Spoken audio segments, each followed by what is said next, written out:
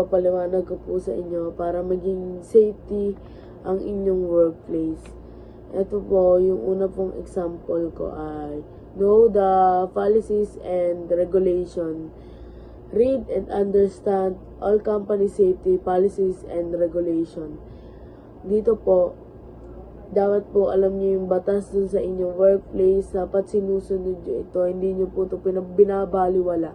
Kasi po, para din po ito sa inyo. Hindi po ito para din sa mga manager. Para din po ito sa inyo. Para maging safety po yung workplace niyo.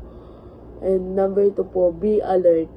Always be alert to your surroundings and potential hazard. Dito po, dapat po alert kayo sa mangyayari mga nangyayari sa paligid nyo. Hindi po yung may nasusunog na pala po doon, hindi nyo pa po alam. Ganun po, para po maging safety and hindi po tayo makulong doon sa sunog if may sunog. And number 3, use the right equipment. Make sure to use the right equipment for each task and keep in good condition. Dito po, di ba po minsan may nasisira po yung mga PC if may nagtatrabaho po. Di ba po minsan may nagagawa na po, may naka-assign pong magawa neto.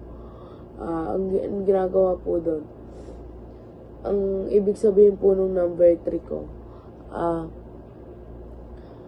para po pag magagawa po tayo ng PC, dapat po alam natin kung paano gawin at dapat po tama yung ginagawa natin and tama po yung equipment na gagamitin natin para hindi po sa pasira, dapat po dun sa paayos, hindi po sa pasira.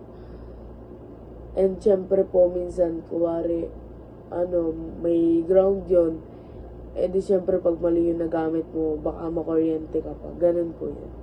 Number 4, keep the workplace clean and organized. Avoid cluttering things that could cause accident. Dito naman po yung mga line po ng kuryente.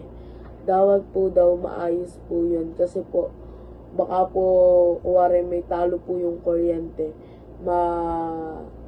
Maapakan o kaya makukuryente po tayo.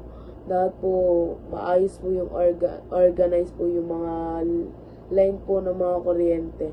Kasi po baka po tayong makuryente o kaya ma-ground, ganun po.